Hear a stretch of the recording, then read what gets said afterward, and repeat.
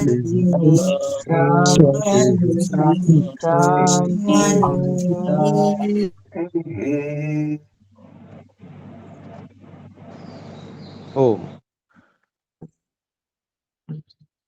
योग दर्शन के द्वितीय साधन पाद के 5वें सूत्र को हम पढ़ रहे हैं, जिसमें से हमने अनित्य, अशुचि, दुख और अनात्मा, इन चारों विषयों की बात की है और चौथे विषय में अभी कुछ बात शेष है। तो यहाँ तक अगर पीछे से कोई बात पूछना चाहते हैं तो पूछ सकते हैं।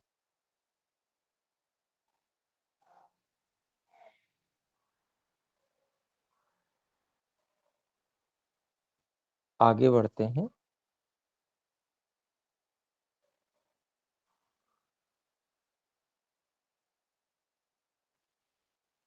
यहाँ पर जो चौथा भाग बताया गया उसमें महर्षि व्यास जी ने सभी तरह की जो अनात्मा है अर्थात जड़ है, उसमें चेतन का ज्ञान अर्थात जो मैं नहीं हूं उसमें मैं का जो ज्ञान सभी प्रकार का बताया, वो चाहे बाह्य उपकरण जो चेतन और अचेतन होते हैं, बाह्य साधन होते हैं, नौकर चाकर इत्यादि, ये सब बाह्य चेतन साधन है। इनके माध्यम से भी व्यक्ति कर्म करता है, तो उनमें भी ऐसा ज्ञान व्यक्ति करता है जैसे वो मैं ही हूं। चेतन अचेतन सब प्रकार के साधन। फिर भोगाधिष्ठान शरीर, इसमें तो रहता ही है, इसको तो अपना ही स्वरूप समझता है व्यक्ति। और इससे भी जो सूक्ष्म उपकरण है उनको भी गिना, जो पुरुष के, जो आत्मा के उपकरण हैं,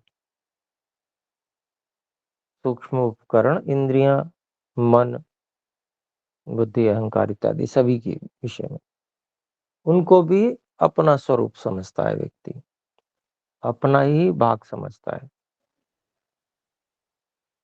तो उसके विषय में जैसे पहले भी अन्य विद्वानों के विचार और अपनी बात को पुष्ट करने के लिए महर्षि व्यास जी रखते हैं, उसी तरह से यहाँ पर भी कह रहे हैं तथैतदत्र उक्तम, तथैतदत्रोक्तम, तथा एतद अत्र उक्तम।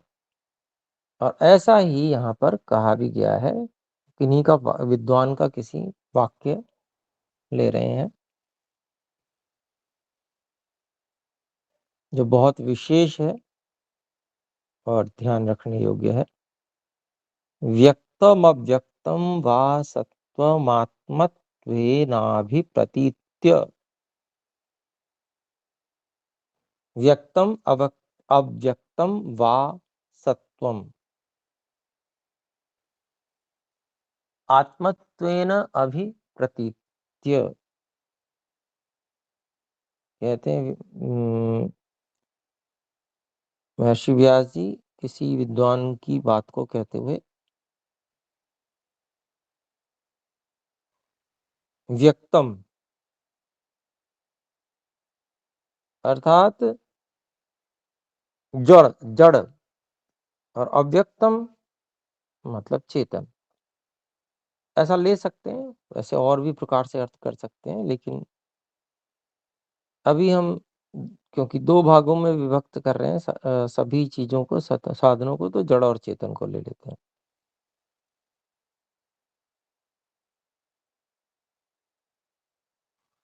व्यक्त इसलिए जड़ क्योंकि जड़ जगत दृश्यमान है, अधिक प्रकट रूप में सामने रहता है। और चेतन इसलिए क्योंकि वो अव्यक्त रूप में कोई दिखने वाली चीज तो है नहीं चेतन। तो इस रूप में इसलिए ले लिया। अर्थात व्यक्तम अव्यक्तम वा सत्वम, चाहे जड़ वस्तु हो चाहे चेतन वस्तु हो, ऐसी जो वस्तुएं हैं या पदार्थ हैं उनको आत्मत्वेन अभिप्रतीत्य, अपने ही स्वरूप,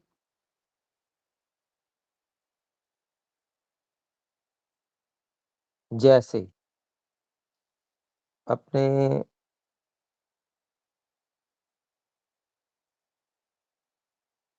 अपना ही भाग या अपना स्वरूप, आत्मत्वेन अपने ही स्वरूप द्वारा यसे अभिप्रतीत्य, सब ओर से सब प्रकार से प्रतीति करके, चेतन और अचेतन सभी पदार्थों को अपने ही स्वरूप से अनुभव करके, सब ओर से अनुभव करके, तस्य संपदम अनुनंदत्यात्म संपदम मनवानस तस्य, तो कहते हैं तस्य उस किस जड़ चेतन व्यक्त अव्यक्त पदार्थों की संपदम, उसकी वृद्धि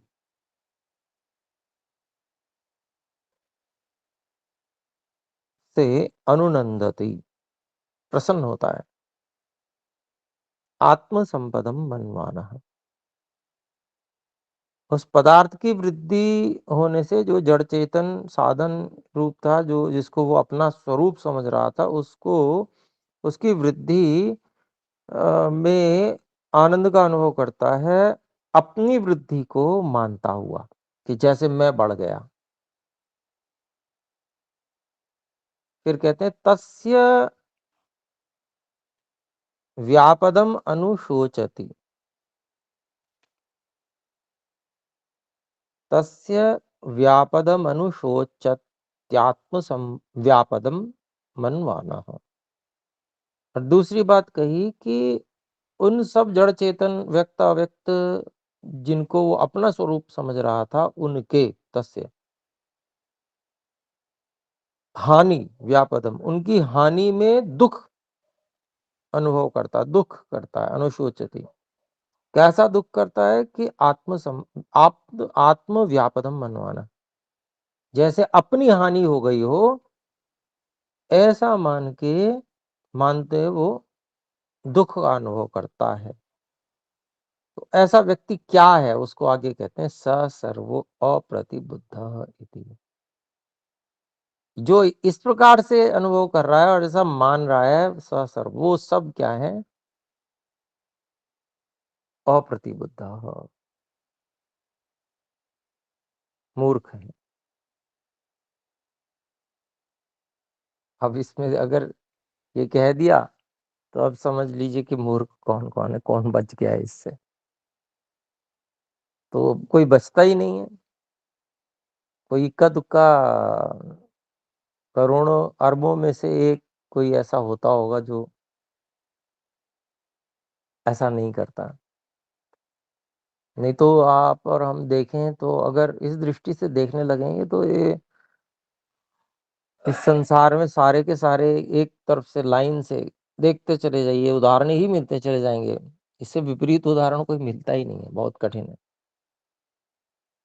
तो मतलब इस संसार में अप्रतिबुद्ध मूर्ख ही भरे हुए हैं इस दृष्टि से, और हमारी सबकी गिनती भी उसी के अंतर्गत है। आगे देखते हैं, एषा चतुष्पदा भवत्यविद्या, ईशा चतुष्पदा भवति अविद्या, इस प्रकार से ये जो है चार पादों वाली अविद्या होती है। चार पादों वाली अर्थात चार जिसके भाग हैं, अनित्य को नित्य समझना, अशुद्ध को शुद्ध समझना, दुख को सुख समझना और जड़ को चेतन समझना, जो हम नहीं है उसको हम अपना स्वरूप समझना। ये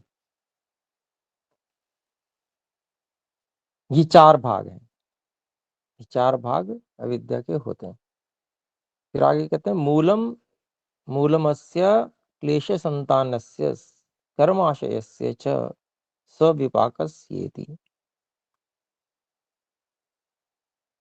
मूलम अस्य क्लेश संतानस्य,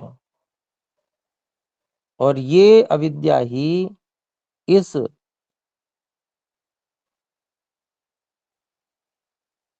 क्लेशों की जो प्रवाह है, या क्लेशों का जो एक परिवार जैसा बन गया है, उस क्लेशों के परिवार की, और कर्माशयस्य च सविपाकस्य कर्माशयस्य च, और फल सहित फल भुगाने में प्रवृत्त हो गया है जो, ऐसे कर्माशय की यह मूल है, उसकी जड़ है ये। तो किस किस चीज की जड़ बताई? ये अविद्या जो 4 भागों वाली है, ये 4 भागों वाली अविद्या जो क्लेशों का परिवार है, जिसको अविद्या अस्मिता राग द्वेष अभिनिवेश रूप में क्लेशों के रूप में कहा गया, ये क्लेशों के परिवार है। और जो सांसारिक फल भुगाने वाला जो कर्माशय है, उस कर्माशय की सबकी ये जड़ है, मूल है, यही अविद्या। तो इस सूत्र में बिल्कुल मूल की बात बता दी, और उसके सही सही विभाग करके भी बता दिए कि भाई ये मुख्य 4 विभाग हैं। ऐसे तो अगर हम ढूंढने निकलेंगे तो अविद्या प्रत्येक विषय में मिलेगी, विपरीत ज्ञान मिलेगा, लेकिन उस जो विपरीत ज्ञान के 4 मुख्य विभाग इस प्रकार से कर दिए कि अब बहुत आसानी हो गई पहचानने में अविद्या को। आगे कहते हैं, तस्याश्चामित्रागोष्पद वस्तु वस्तु सतत्वम विज्ञेयम्। अब और बात कर रहे हैं कि ये जो अविद्या है, ये कोई वस्तु है, कोई चीज है, अथवा खाली कल्पना है, या केवल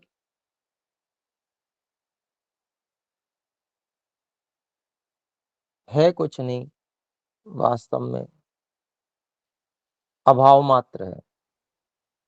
तो उसको स्पष्ट कर रहे हैं,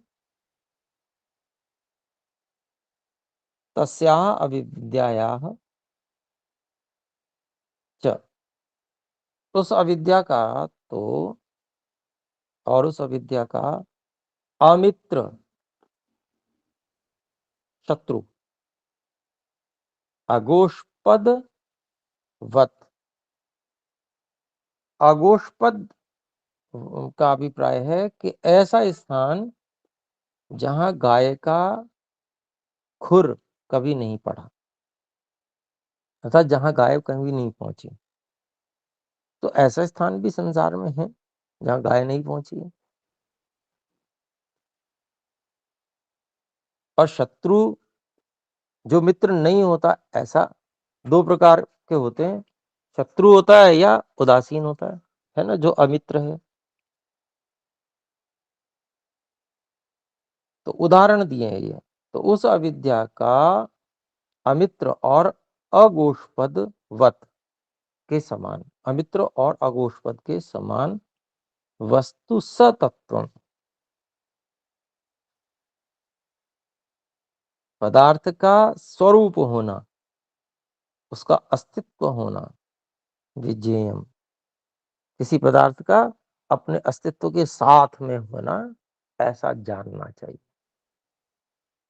तो अविद्या को भी हम वस्तु रूप में ही समझें, अर्थात गुण है, है तो देखिए जो ज्ञान और अज्ञान है, विपरीत ज्ञान है, वो गुण है।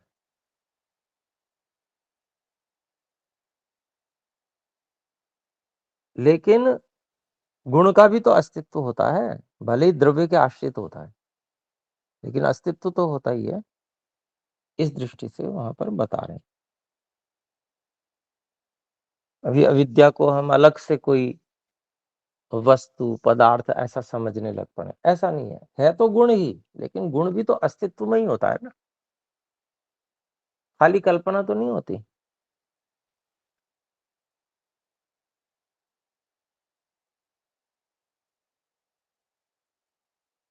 तो आगे कहते हैं, देखिए, यथा न मित्रो मित्रा भावो न मित्र भावम किंतु तद विरुद्ध सपत्न। जो उदाहरण दिया था उसको समझा रहे हैं।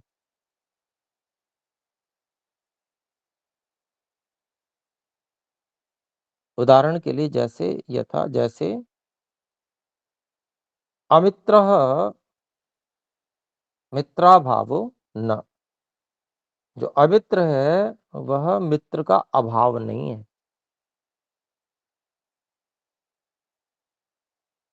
न मित्र भाव, और न ही मित्र का भाव है अमित्र शब्द का अभिप्राय। किंतु बल्कि क्या है, तद विरुद्ध, उस मित्र से विपरीत, सपत्न, शत्रु को ही अमित्र कहते हैं। कभी कभी उदासीन को भी कह सकते हैं, लेकिन मुख्य अर्थ जो है शत्रु ही है अमित्र का।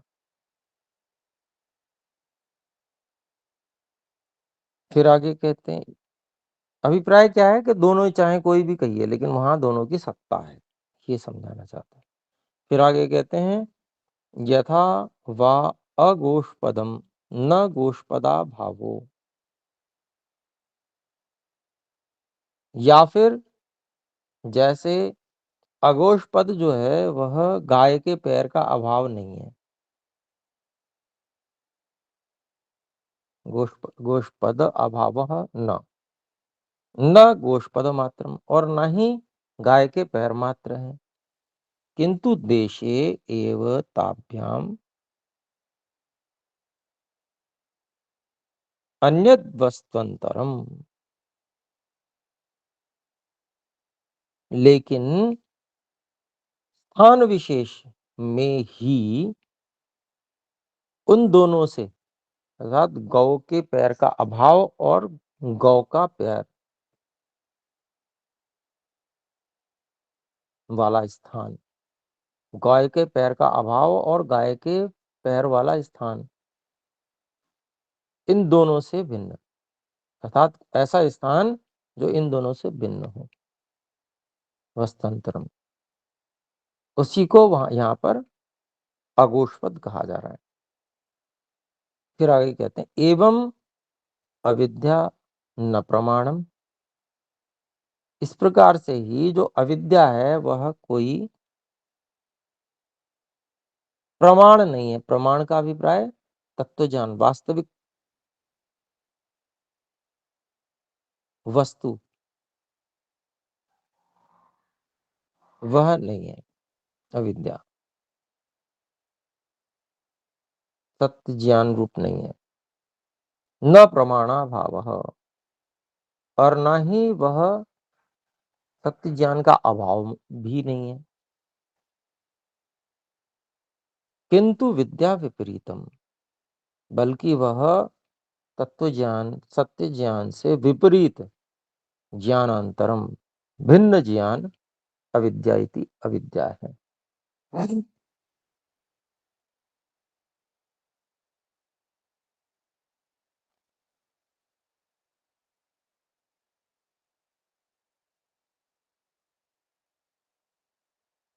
तो यहां ध्यान दें कि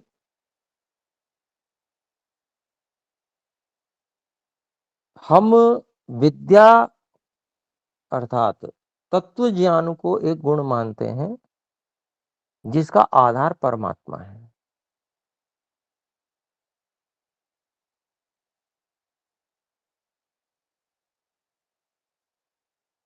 तो ये ईश्वर का स्वाभाविक गुण है।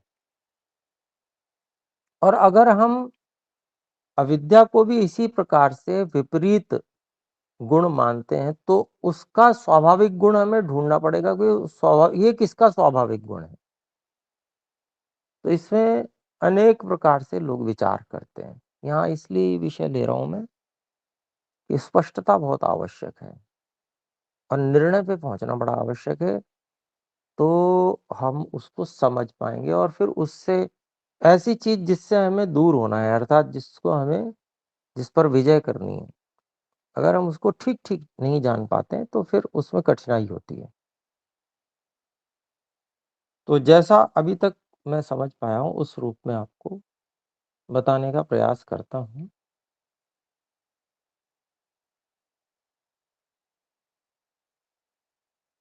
कि जो तत्व ज्ञान है वह स्वाभाविक रूप से परमात्मा के आश्रय से रहता है। वही वेद ज्ञान है।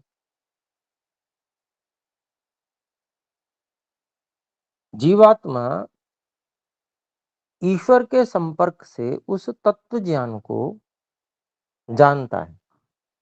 अपना जो ज्ञान है जीवात्मा का वो भी अत्यल्प है, बहुत कम है, लेकिन है वो भी तत्व ज्ञान ही। वो विपरीत ज्ञान नहीं है, मात्रा बहुत कम है। अर्थात जो भी जानता है ठीक जानता है, थोड़ा जानता है अलग बात है, लेकिन ईश्वर की सहायता से उस तत्व ज्ञान को बढ़ाता है जीवात्मा। अर्थात निमित्त से वह तत्व ज्ञान जीवात्मा को प्राप्त होता है। और वो निमित्त कौन है? वो परमात्मा ही है। तत्व ज्ञान का आधार कौन है? परमात्मा ही है। अब बात आई अविद्या की। तो अविद्या क्या है? वो ज्ञान का विपरीत है।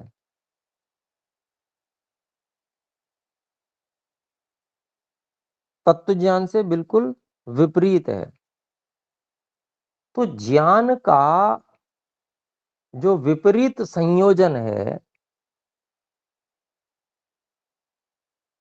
वो जीवात्मा की अल्पज्ञता के कारण से है, असामर्थ्य के कारण से है। अगर संपूर्ण सामर्थ्य हो तो इसकी नौबत नहीं आए, परंतु अल्प सामर्थ्य है और साधन के रूप में प्रकृति प्राप्त होती है अपनी सामर्थ्य बढ़ाने के लिए।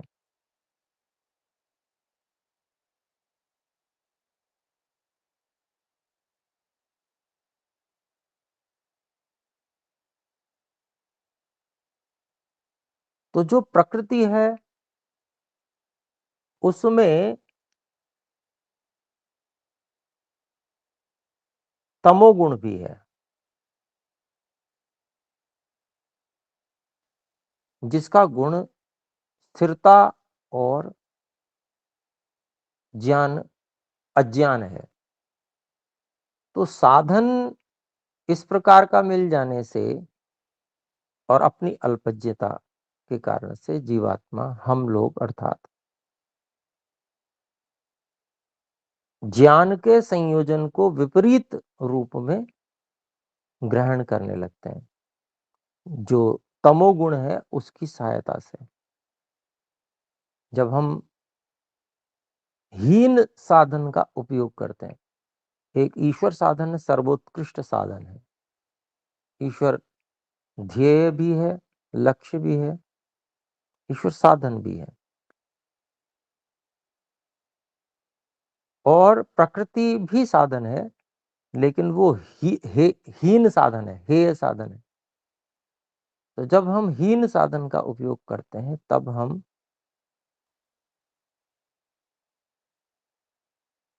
जो सही संयोजन है ज्ञान का, उसको विपरीत संयोजन से देखने लगते हैं, तमोगुण के प्रभाव के कारण से।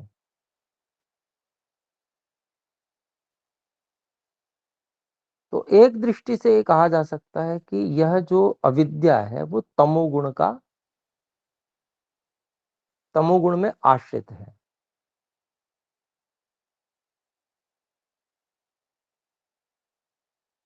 और हम उसका सहारा लेकर, तमोगुण का सहारा जब उसमें, क्योंकि प्रकृति से बनी हुई चीज जितनी भी हैं उनका जब हम सहारा लेंगे तो तमोगुण तो उसमें मिला हुआ ही है, वो तो आएगा ही आएगा उस, क्योंकि यही उसकी हीनता है, यही निकृष्टता है। तो उसका जब भी हम सहारा सहयोग लेते हैं तो उससे जो मोह रूपी गुण है वह हमें, अविद्या रूपी या मोह रूपी गुण जो है वो ज्ञान की विपरीत संयोजन के रूप में हम समझने लग पड़ते हैं। तो ये इस रूप में हम लोग समझ सकते हैं। और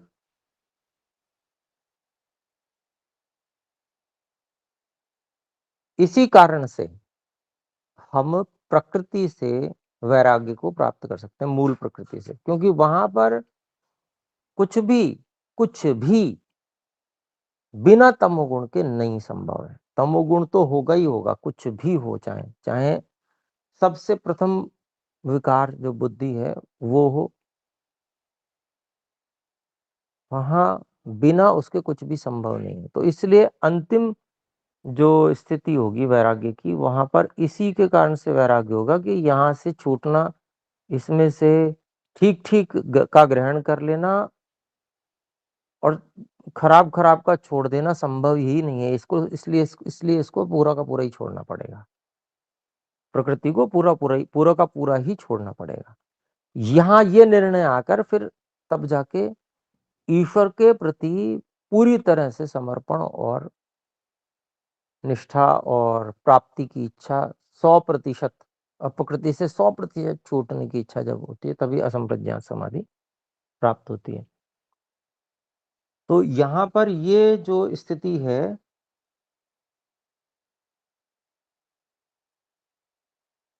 इसको हमको सूक्ष्मता से अनुभव करना होगा कि ये जो अविद्या है ये कुछ और नहीं, वास्तव में ये ज्ञान का विपरीत भाव, ये विपरीत संयोजन ही है।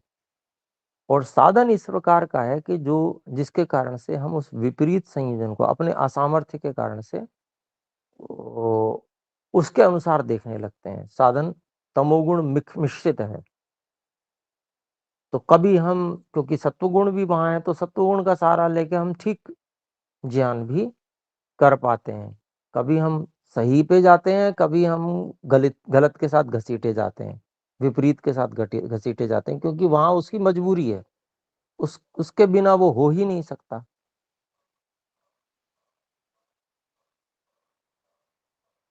और सामान्य व्यक्ति तो अधिकांश स्थिति में विपरीत ज्ञान में ही रहता है। कभी कभी थोड़ा थोड़ा सत्वगुण उभरता है तो थोड़ा बीच बीच में वास्तविक ज्ञान, सत्संग हो या शमशान हो, ऐसी स्थितियों में थोड़ा थोड़ा तत्व ज्ञान जागता है व्यक्ति का, समझ में आता है कि भाई शरीर तो हूं नहीं मैं, कुछ इससे भिन्न ही हूँ। तो ऐसा जो होता है, ये प्रकृति जो हीन साधन है उसका उपयोग करते हुए और उसका सहारा लेते हुए और उस पर पूर्ण विश्वास करते हुए बार बार हम लोग चोट खाते रहते हैं। तो यही, जब तक इतनी सूक्ष्मता में हम लोग नहीं चले जाएंगे, इतनी सूक्ष्मता में जाकर हम उसको पृथक पृथक उसका विवेचन नहीं कर पाएंगे, तब तक उसको छोड़ भी नहीं सकते। इसीलिए योगाभ्यास से स्थूल से सूक्ष्म का ज्ञान करने का विधान है। उतनी सूक्ष्मता तक अपने को जाना होगा जहां पर हम अंतिम निर्णय कर पाए, प्रकृति से पूरी तरह से पृथक होने के लिए। तो इसलिए ये योगाभ्यास का और सूक्ष्मता का विधान है। तो उतनी सूक्ष्मता में जाके इस अविद्या को, और अविद्या, उतनी सूक्ष्मता में जाके ये अविद्या नष्ट होगी, वहां तक हमें नाश करना होगा इसका। तो ये ही प्रयोजन है योगाभ्यास का, अविद्या को नष्ट करना पूरी तरह से, और पूरी तरह से ईश्वर को ही चाहना, सूक्ष्म, अत्यंत सूक्ष्म स्तर पे। तो यही इसका विवेचन है, और ये बड़ा बहुत ही महत्वपूर्ण सूत्र है। और इन 4 विभागों का विवेचन, स्थूल, जिसको कहें हम चेतन अचेतन जो साधन है, बाह्य उपकरण है, इनसे विवेचन आरंभ होता है, और सूक्ष्मतम साधन बुद्धि और प्रकृति तक ये विवेचन चलता है, जहां पर हमें प्रकृति को हेय सिद्ध कर देना पड़ता है पूरी तरह से। तो ये पूरी एक यात्रा है, और उस पूरी यात्रा में इस वाले सूत्र का सर्वत्र पूरा का पूरा उपयोग है। तो इस सूत्र को ऐसा महत्वपूर्ण बताया हमारे स्वामी जी ने, आचार्य जी ने, कि इसको तो आप, कोई दिन ऐसा ना हो कि इस पे आपका विचार चिंतन ना हो। ये सूत्र तो ऐसा है कि हर समय हर दिन चिंतन का विषय रहना ही चाहिए, इतना महत्वपूर्ण है। तो अभी विराम, समय अधिक हुआ, आइए एक बार ओम का उच्चारण करें।